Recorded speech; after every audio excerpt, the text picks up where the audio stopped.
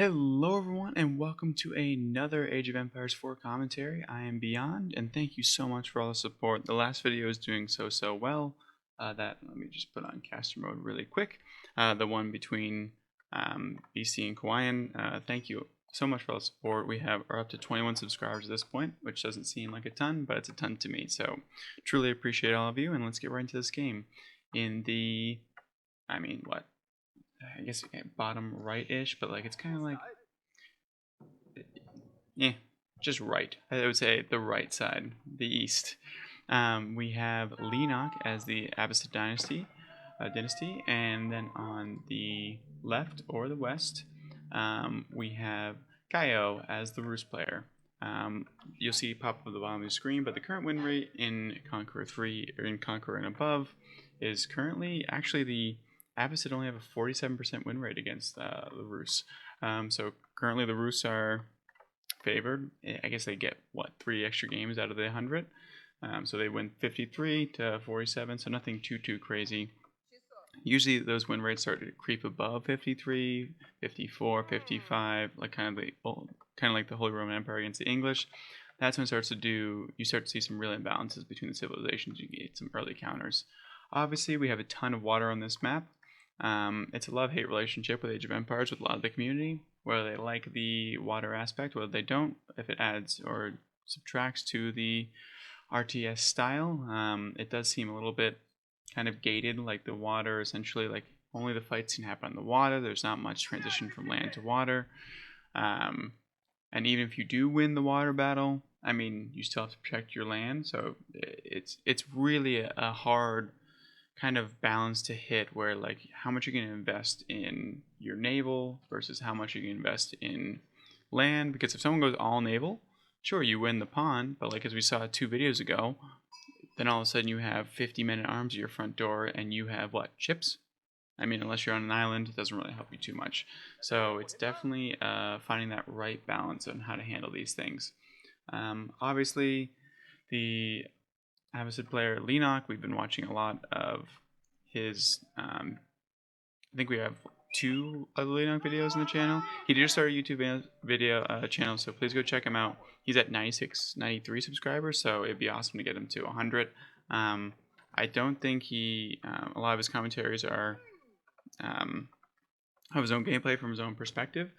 So if you do want that kind of style, definitely go check it out. He's also on Twitch, so go check those things out. Kaio, I don't know if I will check after this to see if they have a social, and if they do, it'll be in the description below. But leenock has been on an absolute tear. I was watching him play Beastie today with some scrims, preparing for like the Golden Lead, stuff like that. So super excited about that, to see more of him. He was doing unreal in the scrims. Don't know if I'll bring you any of those games, just in case leenock wants to use them for his channel. I'll check his channel before I start to cast them. I don't want to take away content from the original creator as best as I can. Obviously, Abbasid, pretty standard would be to go with the economic wing. We'll see what leenock decides to go with. And for the Rus, obviously, the scout's just doing work with all of his side quests. But there's going to be slightly different variations in build, just because of the presence of water, which always throws things off. That is a big old boat. The Rus have massive boats compared to these little dinky ones from the Abbasid player. Pretty standard stuff so far, nothing out of the ordinary on a map like this. leenock doing his best as well to prevent the questing happening from this scout over here. Another dock going down, so it does look like there's going to be some pretty... leenock also throwing another dock down, so we're going to see some interesting investment.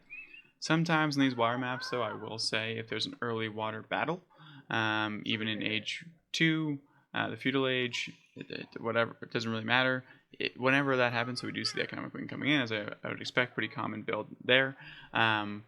If we do see a large battle after both players invest a ton in a naval battle, and then the other person just has free range of the whole pond and the whole sea, the food discrepancy is just too great usually for either player, whoever wins, and it's usually a quick GG. So I wouldn't be shocked if this was a quick one. But hopefully we get a little bit of content out before then. But yeah, like I said, I've just been loving. Oh, the Kremlin's going down again. All pretty standard stuff. I'm super excited for season 4. I think that's gonna be. I've been trying to do as much as I can for these because there's some momentum on my channel right now. Momentum, I mean like 50 to 100 views. I've gotten 2 videos over 100 views, guys. No big deal. But anyways, I don't want to stop the kind of good rhythm I have going right now. But normally speaking, this close to the end of the season, these guys are preparing for the Golden League, which is why they're all still playing, which is nice. But you will probably find that the ladder is probably dying down these days because everyone's kind of wants to secure their loot rewards. The season 4 starts on February 16th, so don't worry, I'll be dropping a commentary as soon as one is produced from one of these high-end players on that new style. Also, I might be playing some 2v2s with my friend. We're only in like the gold to platinum range. He's platinum. I'm climbing slowly. I'm at gold 2. I could probably get to platinum if I really grinded, but I'm not sure. And I also want to pick a new civilization. So I guess 2 questions if you guys are in the comments. 1, would you have any interest of me and my friend just goofing around in 2v2s and kind of doing like almost like a side quest rank to like platinum or diamond and do like a once a week video on that, obviously keeping the main content of just pro replays and commentaries. And then on a side note, what civilization do you think I should go in for next season? I don't know. Oh, this is the Hulk, the Bagla. That's a lovely name for a ship. And then the Leota attack ship, Springhold ship. So they're pretty much Hulks. Whatever it is. So 2 to 1, obviously. There's a theme. Leenock second coming in. A lot of investment coming from each player on this fishing scene. We have the retreat going around for these 3 ships. I'm not really sure why. The immediate retreat, but obviously if he goes back, he's going to begin. But yeah, so as I was mentioning, what do you think I should do for what civilization do you think I should pick for next season that I should main? Let me know in the comments, and there's probably going to be about 1 comment. And if you did get this far in the video, which is not that far, only 7 minutes, please leave it in the comments, and I'll let you know if I start to main it over the next week. I'm not going to really play too much. I'll play a little bit, but not really focus on rank, because obviously there's no really point in investing a ton of time in learning the builds and everything like that, which is I think why I'm just trying to add more color commentary over these. The builds are important, and for the Golden League and stuff like that, it'll be important to know who does what, but at the same time, don't invest too much time in learning completely new builds, because they will be obsolete in about 7 days. Actually, sorry, 3 days. Wow, the time goes by quick. Yeah, so obviously we have, as I mentioned on these naval maps, we're gonna have 1 big naval fight. I'm assuming right around here, or when he starts to poke this fishing line. Whoever wins that, I'm assuming, is going to win the game, which is why some people don't love the naval aspect. Oh, here we go. I wish I could, I can't really zoom in. There's no really point.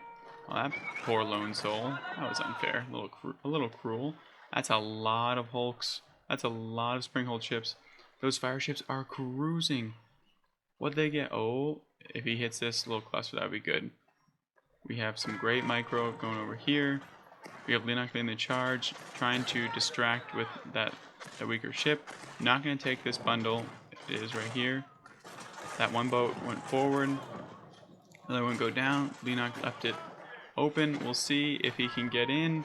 With this one, does it make contact? It does. 1 more. Just blow it up, Leenock. Blow it up. Oh, some serious damage. Let's see if we can pull off this one. That one goes down. We have 32 to 29, 5 to 5, 1 fire ship over here, a few archer ships over here. So it's very close.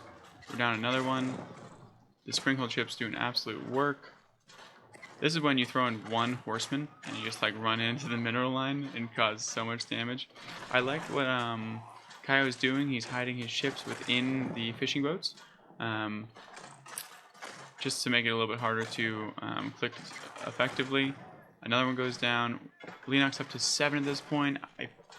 And 5 over here for Kaio, but obviously leenock ships have to go a lot farther to reinforce. Nice surround going on. Here they come in. Here's the reinforcements. It's 6 to 5. We're getting closer and closer. This one Hulk just doing absolute damage. We'll see if they can get in. The healing has begun. leenock knows he can't let them go back or else it'd be tragic.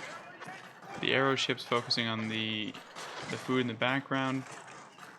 Everyone's focus firing one ship. He's gonna get away. Oh, he turns around at the last second. I thought he was gonna leave it and try to heal it up a little bit. There's that fire ship. It gets a hold of 2. Another one comes in. That boat goes down immediately. That was a fishing ship. Yeah. You can obviously tell the workers when they go out almost instantly. It looks like leenock's gonna win this out. 7 to 3 in boats. No fire boats coming. For Kaio, he does have one. They have one being built, but these ships are getting kind of tunneled over here. Oh, here comes the, and it's GG. So that's the thing. I'm gonna upload it because I think it's important for everyone to know. If you do come up against this map, this is what the things you gotta do. As you can see, the micro kind of going on. You definitely want to focus springhold ships, not arrow ships. leenock with the edge, that back end economy, allowing him to make as many ships as he possibly could. But yeah, again, thank you so much for all the support. We're gonna keep bringing you commentaries. I know that was a mainly naval battle. I know my last naval battle didn't do super well, but we're going to see again. It's a part of the game. You have to learn how to do it. You have to learn how to climb. I know a lot of people can just ban them, the map pool, but there will always be some sprinkling in of maps of that level, and then you're also going to witness it at the tournaments, right? Like these naval battles are going to happen regardless, so it's good to kind of see who's winning, who's in the league, which civilizations are good at it, which are bad. So obviously the Abbasid going in was at the disadvantage, but the hands of someone like leenock, he pulled through and kind of won that. He just knew the amount he needed to kind of invest in that naval superiority, the economic wing behind it. It was always going to be a good one and it was always going to be tough for the Rus to keep up. So yeah, thank you again so much, and if you did enjoy, please do like and subscribe, and have a great rest of your day.